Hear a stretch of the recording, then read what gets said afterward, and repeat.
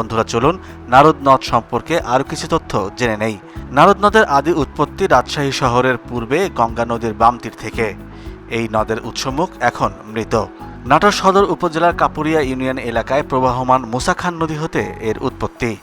অতঃপর এই নদীর জলধারা একই জেলার গুরুদাসপুর উপজেলার নাজিরপুর ইউনিয়ন পর্যন্ত প্রবাহিত হয়ে বড়াল আপার নদীতে গিয়ে পড়েছে।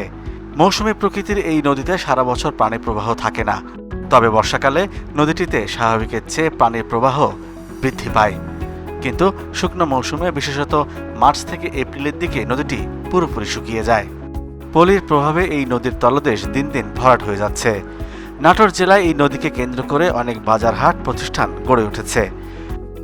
এছাড়াও নাটোর চিনিকল সহ বিভিন্ন কারখানা নিঃসৃত বর্জ্যে নদীটি মারাত্মকভাবে দূষিত হয়ে পড়েছে।